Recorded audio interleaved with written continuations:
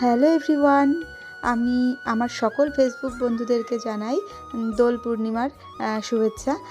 যদিও দোল পূর্ণিমা চলে গেছে গতকাল, আর আজকে আমি ভিডিওটি আপলোড করছি, যে কারণে আজকেই তোমাদেরকে ওয়েট করলাম। আর দেখো, আমরা রেডি হয়ে নিয়েছি আর আমরা রেডি হয়ে বেরিয়ে পড়েছি দোল খেলতে যাব। মানে অ্যাকচুয়ালি আমি কোথাও যাব না, সেভাবে যাব হচ্ছে বাপের বাড়িতে। একদমই কাছাকাছি বাপের বাড়ি হলে যেটা হয় আর কি। আমার শ্বশুরবাড়ি আর বাপের বাড়ির ডিস্টেন্স মাত্র 2 থেকে 3 কিলোমিটার। সেটা হয়তো আমার ভিডিও যারা দেখো তারা জানো। তো সেই কারণের জন্যই আমি যে কোনো অনুষ্ঠানে ওই বাড়িতে চলে যেতে পারি, আর যে কোনো দরকারেও আমি ফট করে গিয়ে ঘুরে চলে আসতে পারি। আর সত্যি কথা বলতে বাপের বাড়িটা কাছে হওয়ায় অনেক রকম সুবিধা রয়েছে, যেগুলো মানে যাদের দূরে শ্বশুরবাড়ি তারাই বুঝবে যে কতটা সুবিধে কাছে হলে। আর কাছে থাকার অনেক প্রবলেমও রয়েছে, যেগুলো না বললে নাই।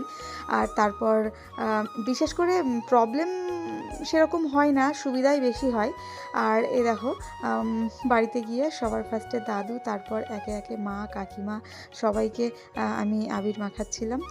আর সত্যি কথা বলতে খুবই ভালো লাগে যে যে কোনো অনুষ্ঠান, যে কোনো রিচুয়ালস আমি অ্যাটেন্ড করতে পারি।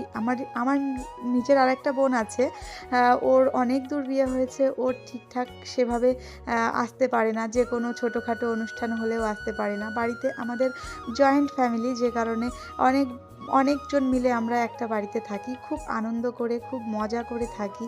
আর সবাই মিলে একসঙ্গে থাকার মজাটাই আলাদা। যখন কোনো ভাই বা বোনের জন্মদিন হয় বা অন্য কিছু হয়, তখনও আমি খুব তাড়াতাড়ি ওখানে চলে যেতে পারি, যেটা অন্যরা মানে দূরে হলে, বা আমি যদি দূরে থাকতাম তাহলে হয়তো আমি যেতে পারতাম না। তো দেখো, ওখানে যাওয়ার পর আমি তো হোলি খেলছিলাম, আর সঙ্গে পাপাও খুব আনন্দ করছিল।